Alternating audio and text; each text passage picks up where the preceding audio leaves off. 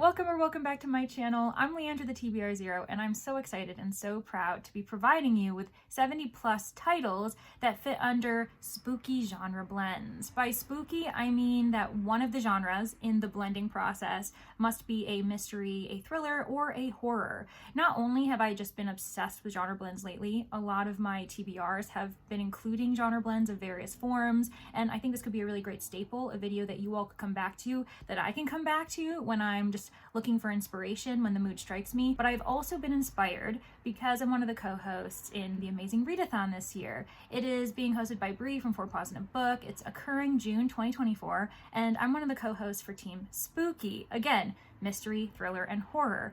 And while we get bonus points for reading in those genres, and that's probably the goal for many of us on that team, to read them all throughout June, sometimes mood reading gets in the way. You feel like you want to be in a fantastical land, or you want it to be futuristic and dystopian and sci-fi, but you still want that mystery, thriller, horror vibe. So that's where these genre blends come in. I've provided 10 titles per genre blend, and I have 7 genre blends for you. Those include sci-fi mystery, fantasy mystery, sci-fi horror, fantasy horror, sci-fi thriller, mystery thriller, and mystery horror. You might have noticed that I've included 5 genres, and not all of them link up because I had a bit of difficulty myself in some of these categories. So I didn't include a fantasy thriller category. I didn't include a horror thriller category. So if you can help me out with that in the comments, I'd greatly appreciate it, but I was at a loss. I don't think I've ever read a fantasy thriller. I don't think I've ever read a horror thriller before. So here we are. If you can help me, I'd greatly appreciate it. And I'm sure anyone else watching who wants to kind of scroll through the comments to see if those exist, they would also appreciate your help too. The way this is going to work, because I don't want this to be too long of a video, but I mean with 70 titles, we're guaranteed to have kind of a long ride ahead of us. I have included a slideshow, and I'll make sure to have timestamps not only down below here, but also in my description, and we're going to go through them together, 30 seconds per slide. Obviously, I encourage you to pause whenever you need to if you want to read a certain description, because I'm going to be whipping through these. I also encourage you to jump around, especially if this ends up being a video that you come back to. Choose the genre blend that you're in the most mood for, and yeah, go from there. Okay, I'm really excited about this, and I'm really hoping that you have a good time as I go through it. Just as a disclaimer, there are some details that I've attempted to include, especially if you're looking for a certain type of experience. So I've included little markers in the top corner that demonstrate if I know that an author is part of the LGBT plus community. Now, if you see a title here where you know the author is at whatever point in the future that you see this, at this point in time, I just wasn't aware of it, so I didn't want to out them or provide that kind of information if it's false. Also, any taglines or descriptions that you might see, unless I've read the book myself, I'm just going off of what the internet has told me, so various review sites, and I'm also mainly focusing on Storygraph as my point of reference, just because honestly Amazon sucks, and unfortunately Goodreads is associated with Amazon, so I kind of want to highlight the fact that Storygraph exists. So if you're interested, join the community. It's very fun, and it's a very low-key way of reviewing books in my opinion. And finally, I am also including the publisher for each of these titles, because I know, having been on booktube for a little bit of time, that sometimes there are publishers we're trying to avoid. Currently, those that I'm presenting right now, I don't believe there are any controversies or issues involved with promoting them. If there are, please let me know in the comments. But there are some that I have conscientiously avoided because of this fact, because we are having disputes and issues with them currently in the public forum. So moving ahead, let's just get into these genre blends, and I hope you find your next read. All right, let's see if we can do this in one take. Remember, feel free to pause whenever you need to, but I only have 30 seconds. And I'm going to be starting with sci-fi mystery, my favorite. So with The Spare Man, I ended up giving this 4.25 stars. I loved it. It was so fun. It was so lighthearted, but it also talked about really serious topics and had some really great representation. Disability, chronic pain, PTSD. But what makes it really fun is that it's a cruise spaceship to Mars. People start dying, and these newlyweds have to figure out what's going on. I really loved it, and there were some really fun cocktail recipes at the beginning of each chapter, which kind of gave it that steampunk theme. So with the Mimicking of Known Successes, I did give this 3.5. I know that that's a lower rating than you might have expected, but it was a lot packaged in a very small box, and that's a novella. So we've got a second chance romance that I think needed more time. We've got sci-fi, climate fiction, and then this Sherlockian reimagining. There's some really great neurodivergent rep. It's the first in a series, and I do want to continue, but I need to probably reread it before I continue to see if it was a me thing or the book thing. With Past Crimes, this one, I think it's mismarketed as a thriller, hence why I give it 5 stars, and Storygraph has it as a 3.68. The reason why it's often deemed a thriller, I think, is because of its parallels to true crime, its connection to true crime, and those go hand in hand. But there's some really great commentary on how true crime is an entertainment industry minefield, and we have a price tag on tragedy, as well as virtual reality, and how we're getting more comfortable with it. The Intuitionist, I reread this last year. It continues to hold up. It's my favorite of Colson Whitehead's canon, and I just don't think enough people know about it. It's his debut from 1999, and that rating is atrocious. A 3.65, I beg your pardon. I loved this. It is so great. It's very hard-boiled. It's very much inspired by that genre. Maybe people don't get that, but there's so much humor. Frame-up job trope, which is really fun. That's one of my favorites, and some social commentary on the two-party system. So with Station Eternity, this one's on my TBR. I'm hoping to start it today. We'll see what happens. But I love that it's an amateur detective, that murder just seems to follow her. She thinks she gets away. She joins the space station. People start dying there too. It also seems fun because it's the first in a series. Also, it's compared to Jessica Fletcher, ended up on Babylon 5. T. Kingfisher said that? What? Okay. There's a sentient space station. Mallory just seems like a really silly character, and I love it. When it comes to a memory called Empire, I'm hesitant. I'm hoping I like it, but a friend DNF'd it, so I don't know if it's going to be for me. But there's a lot to be impressed by. Political intrigue, themes of colonialism and empire. It's a debut novel in a duology. Alien races, discussion of prejudice, and like corruption within our systems. I love that it's nuanced space opera. That the predecessor of someone who died has to figure out what happened to them. Just seems great. Trex. This one's a middle grade sci-fi mystery set in just a modern world. Our main character, Trex, he gets this brain transplant, and he now can shoot electricity out of his fingers. No big deal. This was so funny. I loved him, and I loved Melly, the other main character in this. I think that the found friendship is a really great theme in this. There's a dog companion, multiple POVs. It's just hilarious. I was laughing so frequently in this, and I really liked the medical experimentation kind of route it went. Midnight Water City. This one is also on my TBR. I'm actually tempted to buy the entire series because the covers are gorgeous. It seems really interesting. I love the climate fiction focus. The fact that it's neo-noir is also cool, but also makes me nervous because hard-boiled narratives are hit or miss, even though I've already featured a few of them on this list. I love the themes of climate change, class, deification, progress, that this is set in like an underwater city. Super cool. The 22 Murders of Madison May. This one is completely new to me. I found it because I was doing research for this video, and it seems really fascinating. It's speculative, the fact that there's multiple universes, that this journalist follows a serial killer into another universe, realizes what she's done, and then sees him kill the same person again, and she's like, what is going on? I need to stop him. And I'm assuming Madison May unfortunately dies 22 times. Very Groundhog's Day approach, but like with a fresh spin. The Paradox Hotel. This one is also on my TBR thanks to making this video because it seems so fun. I'd heard of it before, but I didn't really realize what it was about. It's an impossible crime, another favorite trope of mine, set in space. There's like a time travel hotel. What? I've gotten really obsessed with the idea of sci-fi hotels. There's been a few titles that have kind of come on my radar, and I'm just like, all of these sound great. I love that there's a cool drone sidekick, found family trope, ghosts. And now we have our 10 books that I have kind of recommended to you for sci-fi mysteries. I hope that you are intrigued by some of them, if not all of them. I've read 6 out of the 10, and I say that all of them are quite strong, to be honest. If you have any recommendations that I missed, please be sure to put them below, because this is my favorite genre blend on the list, and I'm clearly running out of titles that I should be reading. So please, please, please let me know what I need to be reading next, because, oh gosh. Fantasy mystery, this one is honestly probably a close second. I'm getting into it, especially because I'm newer to fantasy, but I have loved so many books already that fit this genre blend, including The Tainted Cup.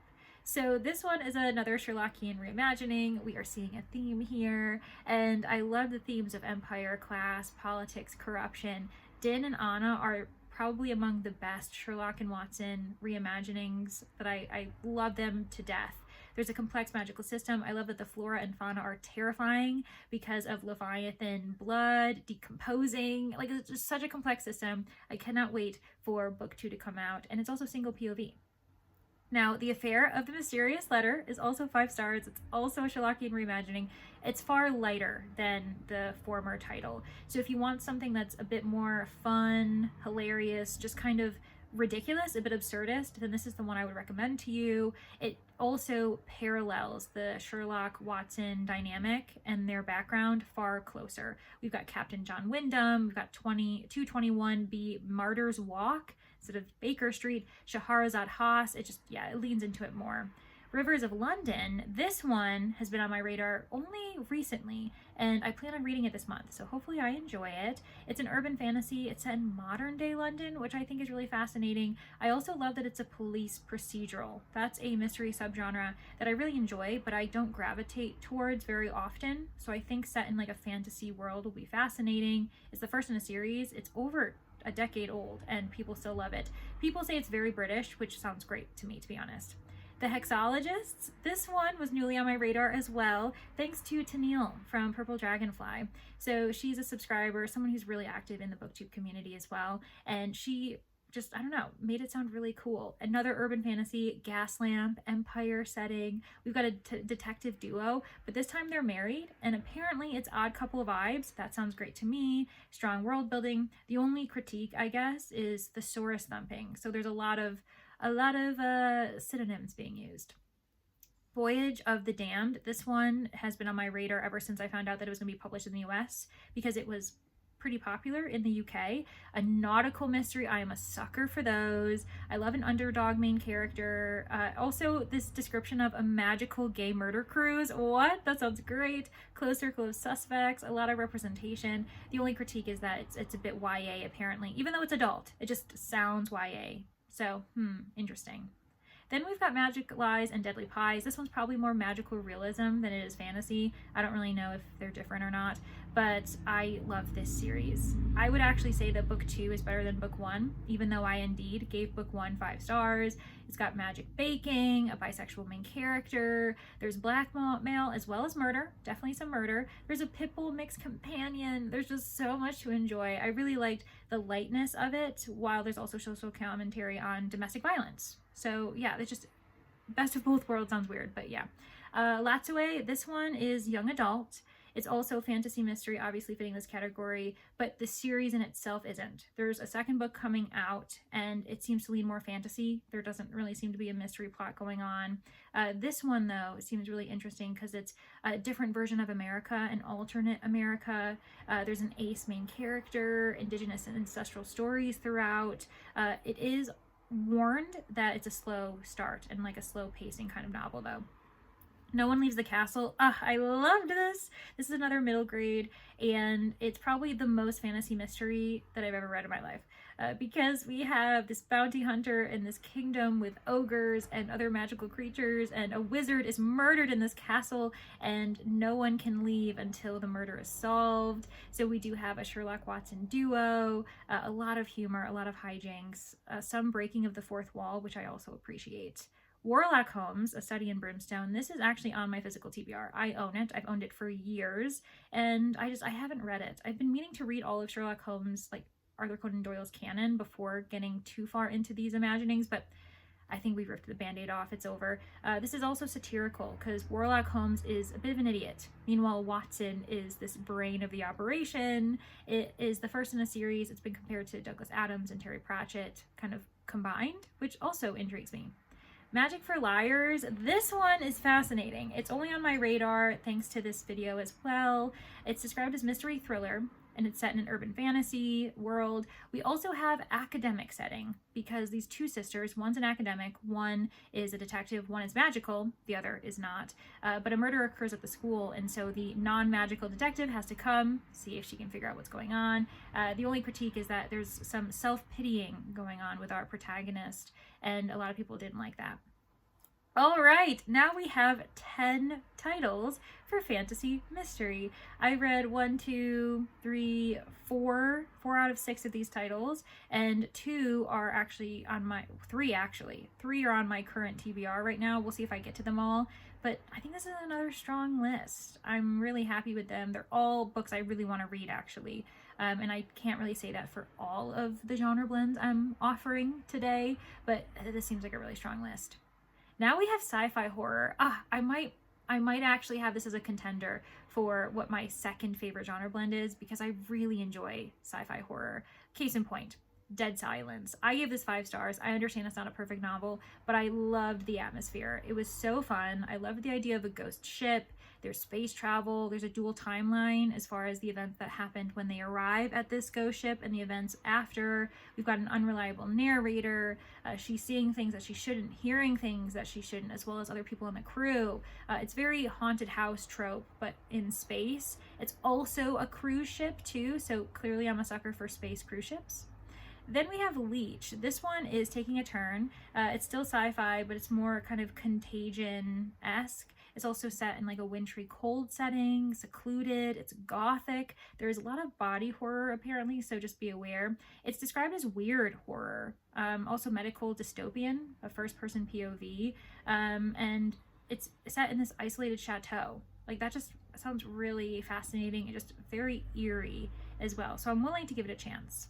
The Scourge Between Stars, this is another one that I really do want to try. Again, space travel. This one's more survival horror, mainly because it says, as acting captain of the starship Calypso, Jacqueline Albright is responsible for keeping the last of humanity alive as they limp back to Earth from their forebears' failed colony. So obviously there's a lot on the line, but there's an android character named Watson. The we're not alone trope. I love that.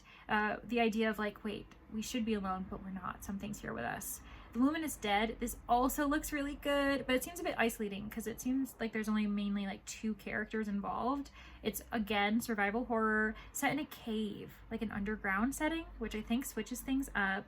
It's by an autistic author who's also providing us with LGBT rep, which is really great to be able to provide. There does seem to be a toxic lesbian romance, but like a lot of reviewers love it, so I don't really know. That's weird. But then we've got Salvaged, and you'll see I gave this 1 star.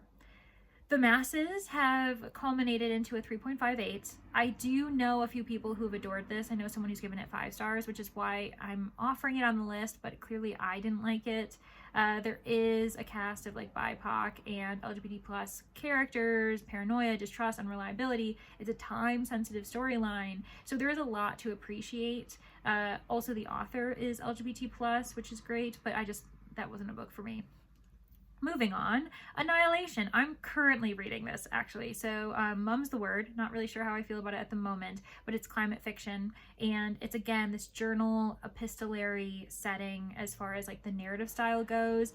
We're reading the journal of one of the scientists, the biologist who arrived at Area X. It's very mysterious. It's the first in a series. The 4th book is actually coming out. It was meant to be a trilogy, but I guess the author said, why not? I'll keep writing. There's also a film adaptation, which is kind of cool. Salvation Day. This is another one. Oh, what can I say? I'm a sucker for ghost ships. They just seem so fun. This one involves more virus contagion. So ghost ship might be kind of leaning on paranormal. I don't really think it is paranormal, but here we are. It also is often described as more thriller than horror, so I guess we aren't really sure where the line is. There's multiple POVs, it's a spooky atmosphere, and there's some government secrets going on that I think is really fascinating. Paradise 1, I'd never heard of this until the video as well. We got some more themes of space colonialism. It's very much, to my understanding when I read the synopsis, Roanoke in space vibes. Like that's what it feels like to me. There's a spooky atmosphere. There's no signs of life trope. So they arrive, the colony is supposed to have 150,000 souls, and they're like, nope, no one's here, no one's alive, and they're like, what the heck is going on? Some people have said that the pacing's too quick though, so I guess if you like action, read it. Ascension. This one I thought sounded great, and then I kind of saw one of the negatives about it. I was like, that does sound weird, but anyway, it's speculative, it's epistolary as well, so that's clearly a theme in sci-fi and in horror, to be honest. Mountain setting, which is kind of fascinating, another cold, kind of wintry setting.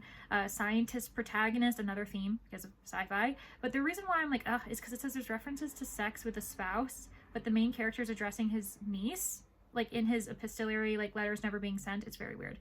Manhunt. This one has so much gore. It's very dystopian, so just buckle up. It's again this idea of a virus, a contagion. There's some zombie cannibal energy going on. I read this, I gave it 4 stars because I was here for the ride. But basically, there's some type of contagion that links to testosterone levels. So men kind of become these feral animals that just want to eat anything that they see with a pulse. And yeah, there's a lot of commentary on being trans in that book as well, which is really fascinating. And here we are. We have my 10 books for sci-fi horror. This time around, I've technically only read 3 books. I'm currently reading one of the other ones. So there's a lot of room for me to try these titles out, which is really fun. But again, always provide some examples that you have if I've missed them, because I know there were some that I didn't provide on this list that probably should be mentioned, but I mean, time is of the essence. Fantasy horror. This is one that I need to delve into more. It seems really fun. I've read maybe, I think, a couple on this list, but I want to investigate more. I ended up just finishing Richard Kadrey in the last week, The Pale House Devil. This one's super short. It's like the novella of all novellas. It's a bit hard-boiled satire. It's a haunted house setting, which I really enjoy. There's multiple POVs. It's very odd and humorous, kind of just like leaning into the ridiculousness of the situation.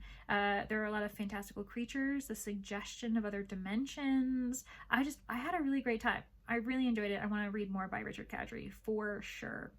Then we have Welcome to Night Vale. This one I gave 5 stars. I have been itching to reread it, actually, even though it's the first in the series, so I could just continue the series. And I kind of I'm just really involved in this first book that I want to reread it. What can I say? It reminds me of a bit of the Twilight Zone. It's very setting heavy, where like the setting impacts so many elements. It's absurdist. It's based on a podcast show too, which is pretty unique and kind of cool. There's LGBT plus rep. It's just, oh my gosh, it's amazing. This is another book I'm currently reading. The Dead Take the A Train. I know I'm juggling multiple reads. It's fine. This one's by Richard Kadrey and Cassandra Khaw. So we do have LGBT plus rep in one of the authors, Cassandra Khaw. And there's also LGBT plus rep in the narrative itself. It's an urban setting. It's set in New York City. But there's demons and angels and magic and just everything. It's very darkly funny. It's described as a cosmic horror and it's very gritty. So just be aware. There's a lot of explicit gore on the page that not everyone would be comfortable with. Now we have Red Rabbit. This one is a bit outside my comfort zone, mainly because it's Western themed. It's also historical, and there's quite a bit of body horror, apparently. A folk horror epic about a ragtag posse that must track down a witch through a Wild West beset by demons and ghosts, and where death is always just around the bend. Like, that does sound really fun. Post-Civil War, so pretty intense, and lots of supernatural entities. There is animal death, though, so just be aware. Now we have Slewfoot by Brom. The most unique element to this is apparently the fact that there are 24 of Brom's haunting paintings in it, fully immersing readers in this wild and unforgiving world. That is so fascinating to me. I might have to pick it up just to know what this means. It's witchy, it's historical, it's set in like Connecticut 1666, aka we're thinking like Salem witch trial vibes. It's gothic fantasy. It sounds really interesting. What Moves the Dead. This one is by T. Kingfisher. I still have never read anything by this author, if I'm going to be honest. I've been meaning to. I just don't know what to start with. Maybe this is a good option. It's a Poe retelling of The Fall of the House of Usher, a classic story that I think is still pretty impressive today, even though Poe's not really my favorite person.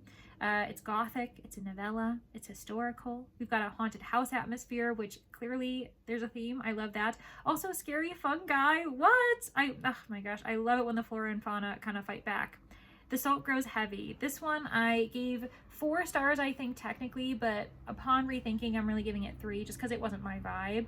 It's very gothic, it's very dark, it's very lit fic. So if you like your lit fiction horror, definitely get into it. It's a bit of a twisted fairy tale because we're talking about mermaids, but we're leaning more into the Grimm's fairy tale vibes of it.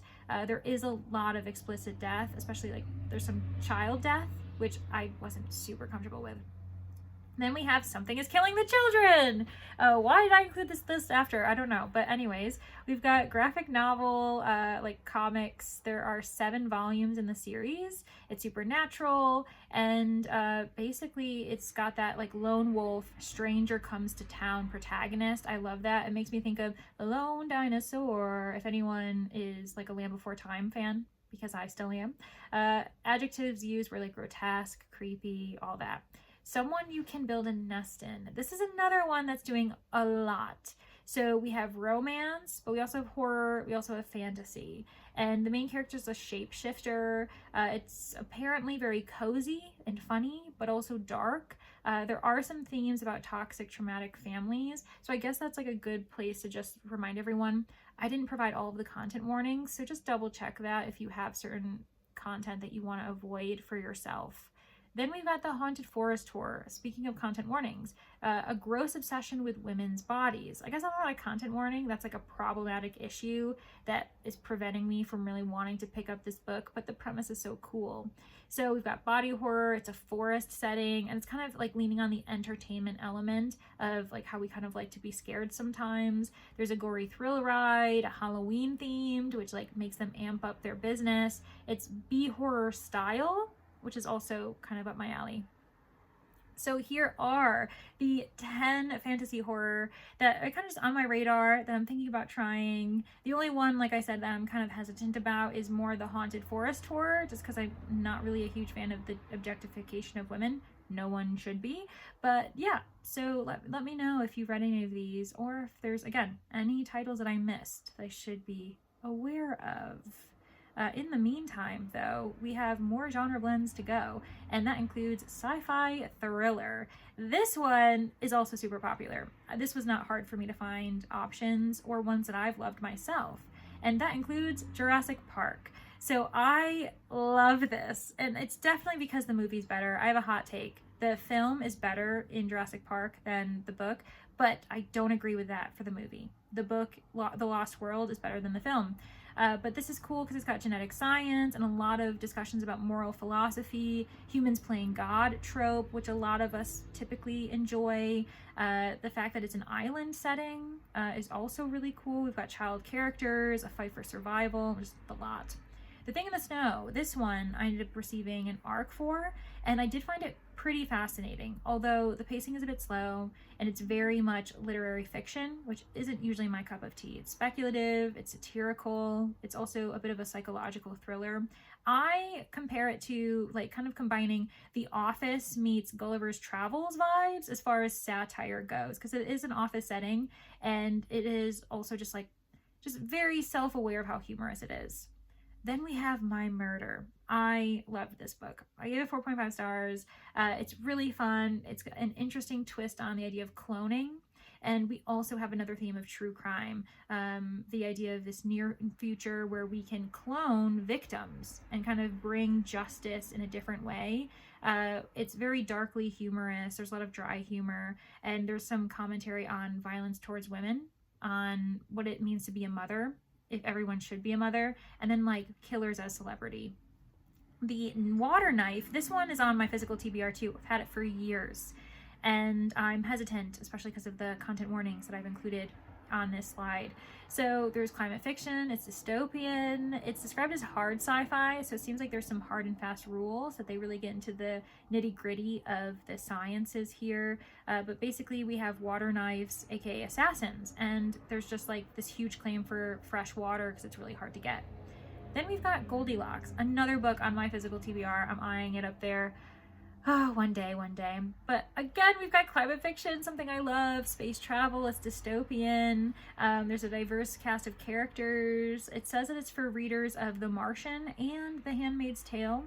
Current climate crisis is often discussed as well, and the fact that we're looking for a Goldilocks zone, a planet that actually can handle human habitation because we've destroyed the Earth. Now we move on to The Mountain in the Sea. I love this cover. There's another cover, but I'm not as big of a fan of. This just, oh my gosh, it makes me want to buy it right now. Speculative. There are themes of linguistics, ocean life. Humankind discovers intelligent life in an octopus species with its own language and culture and sets off a high-stakes global competition to dominate the future. There's a woman scientist as a main character, a lot of awards. The author apparently worked for the Office of National Marine Sanctuaries at the NOAA, and super cool.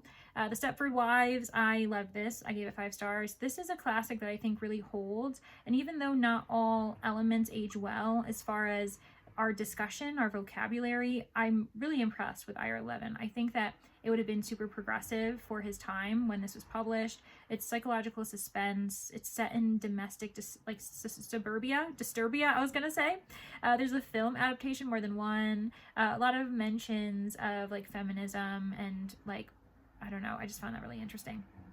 Whalefall. This one is interesting. I don't know if I'm ever going to read it, but it is another underwater survivalist kind of situation. There are themes of grief. That's kind of why I don't think I'll be into it, because I'm not really a grief horror, grief thriller kind of person. It's time sensitive. Apparently all of the events have to happen within an hour because that's when our main character is going to lose oxygen. It's a 17-year-old main character too, and there are kind of some critiques about daddy issues, but it's also a teen, so he's kind of dealing with a lot. The End of October, I also own this one, and what's crazy is it like came out in 2020, like only a month or two after the pandemic hit the US, and that's just what timing. That's crazy. It's a medical thriller. It's an international travel kind of setting. It's set in multiple places, apocalyptic. The author won a Pulitzer, but for his nonfiction, which I find fascinating. This might just be too fresh for some readers, but I do want to try it. Exit Black, I have this currently borrowed from the library. I want to read it. It looks quite short. It's another space hotel tourism kind of situation. It looks super good. It's a political thriller. It says Die Hard meets The Martian. I haven't read The Martian. I've watched Die Hard too many times with a dash of Knives Out. I've also watched that, and that's very inspired by Agatha Christie and other Golden Age detective fiction writers, so up my alley. A woman scientist again, fast-paced action. I'm into it. It looks really good.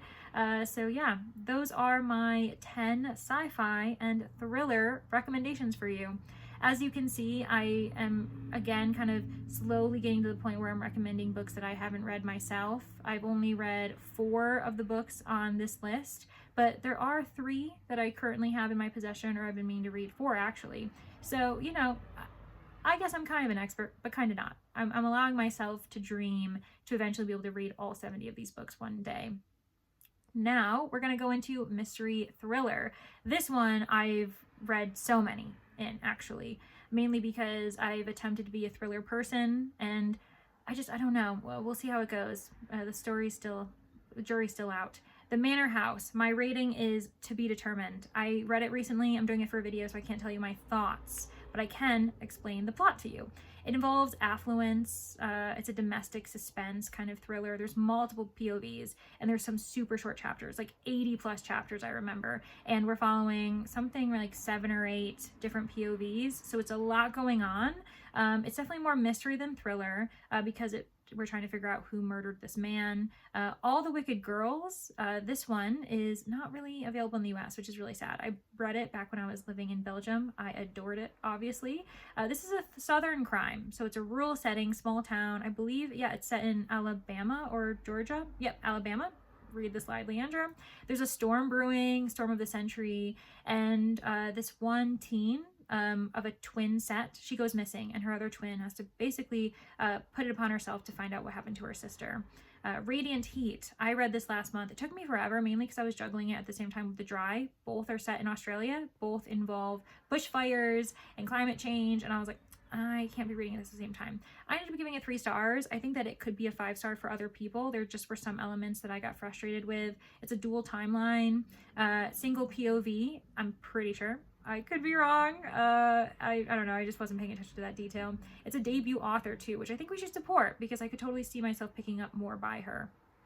with Lucy Foley's The Guest List. This one everyone knows, but I think it's like the perfect example of a mystery thriller. All of her books, I would argue, are mystery thriller.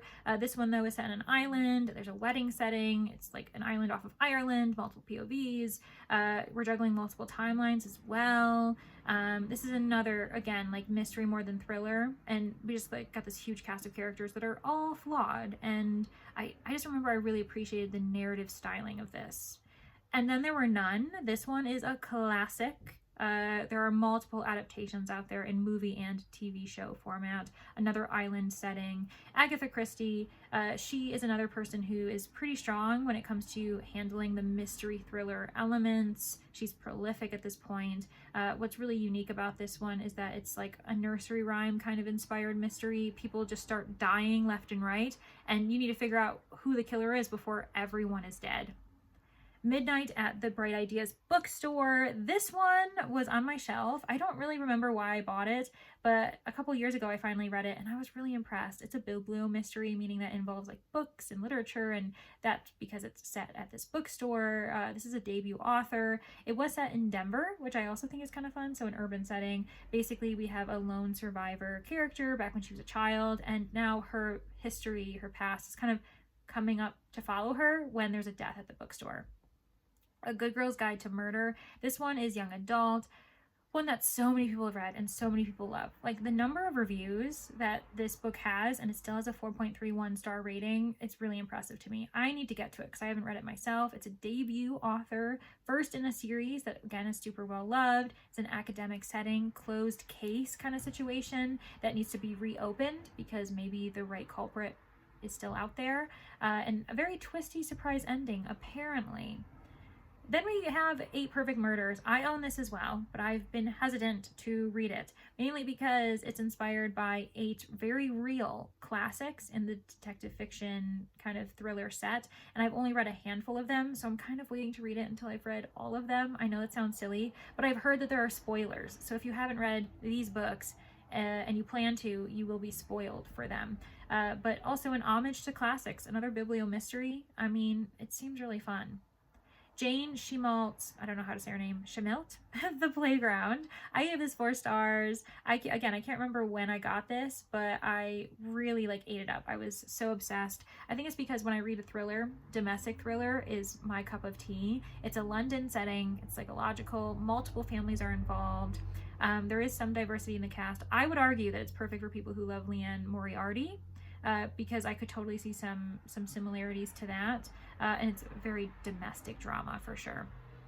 The Woman in the Library, I gave this 4 stars. No, I did not take that out of my mouth. I meant 2. I gave it 2 stars. So this is not for me. But there are some people who really enjoy it, so I'm providing it on the list. It's a biblio mystery, and there are some thriller elements. It's a dual timeline, or dual storyline, I should say, set in Boston, part of the time. It's really hard to describe because I think it's a book you should go in blindly, but some of the themes, there's that frame-up job kind of trope, mystery, author as one of the characters, all that jazz. So there are my 10 possible recommendations for mystery thriller. There's only 2 books on this list that I hadn't read actually, A Good Girl's Guide and 8 Perfect Murders. So I guess I should say that this is probably the one I'm most well read in, but it's definitely not my favorite. I think it's hit or miss for me. When it hits, it's great, but I think that one's harder for me to be satisfied with. Maybe because they're very similar genres, they sit next to each other on the spectrum. But now we've got mystery horror, which is fascinating because the thriller is that blurred line between the two. So how do we have mystery horror? Well, let me show you. We've got Night Film. A lot of these books are oftentimes deemed thriller, and in reality, I think they're mystery horror, and people just don't know that they can be those two. This follows cult horror tropes, New York City urban setting, multimedia format, so might not be a great book to only focus on audiobook. I've heard that you really should have the physical book or the ebook to really enjoy it. Eerie and hypnotic, a cursed family dynasty. There's some cult film kind of elements going on. I want to read it. The Haunting of Velkwood, this one's a super new publication. Like, I think it's just been published in the past month or so, and it is on my list to read. It's a suburban gothic. I love the idea of that. It has the occult, childhood past event. From Bram Stoker award-winning author comes a chilling novel about 3 childhood friends who miraculously survive the night everyone in their suburban neighborhood turned into ghosts. It's a new release, lone survivor trope, 20-year gap of events, haunted location. What more do you need? The Paleontologist also is a book I have been seeing everywhere in bookstores recently, and I want to read it. Again, it's got dinosaurs, and it's also paranormal. There's a bit of a cold case element going on. The main character, when he was a child, he was a witness, or kind of realized that he should have been watching his younger sister. She is kidnapped, abducted, and he's trying to kind of figure out what's going on as an adult, if it's related. There's ghost story vibes. It's also set during the ongoing pandemic, which is a bit unique. The Last House on Needless Street. I've been meaning to try this author, Catriona Ward. I don't know if this is going to be the one I try, but it's gothic. It's got this like kind of boarded up house scenario, which is really cool. It's psychological. A cat character with its own POV that everyone absolutely adores. One person reviewed it as a spiritually broken cozy mystery. What? Okay, I'm into it. Then we have Murder Road, and I'm a bit nervous. I'm a bit hesitant to read this, mainly because I have given 2 other titles by this author 2 stars. I like her writing style. I just don't think it ever culminates into something very satisfying and impressive at the end. But you know what? 3rd time's a try, maybe? Paranormal 1990s setting, a small resort town. A haunted road is quite unique, but it does kind of give me Lady in White kind of vibes. Maybe that was the inspiration. Accused innocents have to kind of solve the crime to clear themselves. Deephaven, this one's another middle grade. It's gothic, it's definitely horror, but also mystery, because Nev, our non-binary main character, has to figure out what's going on at the Deephaven Academy that they have started attending. There is a corridor that's blocked off. There's definitely a creature there that no one wants to talk about. There's also some found friendship themes. So there is some light at the end of this kind of dark gothic tunnel. I can recommend it. Mary is also on my list. So many people I know have absolutely adored it, have absolutely adored Nat Cassidy as an author. Even though he's a man who typically is writing with women main characters, everyone has said that it's pretty well informed and conscientious, that they're really impressed and they feel that they can trust him. It's a middle-aged woman main character, which I find really interesting. There's a lot of themes of like unreliability, of her questioning what she's seeing, what she's doing, serial killing, small town. Like, honestly, I really do want to read this. This one had me going down the rabbit hole because it's by an author who has like her own experience. She had a family member who ended up dying at this Dozier school for boys that is in Florida. It's closed in the last like 10 years or so, and it has a horrific history. And I was like tearing up as I was reading her own perspective and the like perspectives from other families who experienced this tragedy. But basically it's historical, and oh my gosh, anyways, it looks great.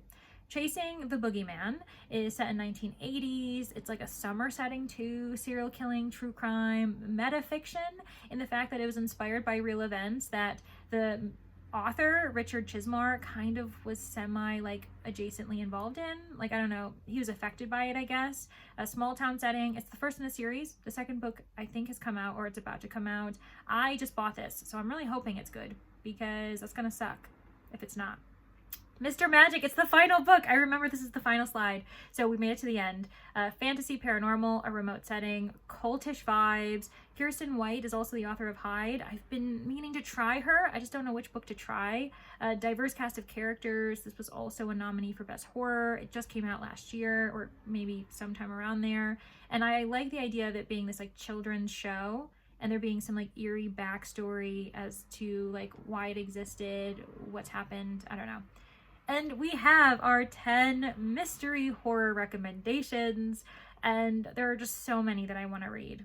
Most of the books on this list I haven't read. The only one I have read is Deephaven, and again, I definitely recommend it, but this was definitely more of an exploratory list for myself, because, oh gosh, It all looked really good. So there we are. Thank you all so much for reaching the end, and I hope that you had a pen and paper and it's filled with titles that you definitely are going to want to look into on your own time, because I had a lot of fun, but I'm also very tired after creating this and doing research, and now I need to actually start reading some of these books. So I think I'm gonna go do that now, starting with Station Eternity, because I told you it's on my list. I want to read it today. So here we are. Anywho, thank you all so much for getting to the end, or for kind of bouncing around and finding yourself at the end. I really do hope you found this useful. And if you did, make sure to leave me a stack of books in the comments if you're not feeling very chatty, or feel free to, you know, overwhelm me with more recommendations, because my TBR list is never ending, and that's how I like to see it. So I really do hope to see you all in the next one. And to do that, you might want to like the video. You might want to subscribe so that you keep me on your radar, and then I can see you in the next one. Okay, bye everyone.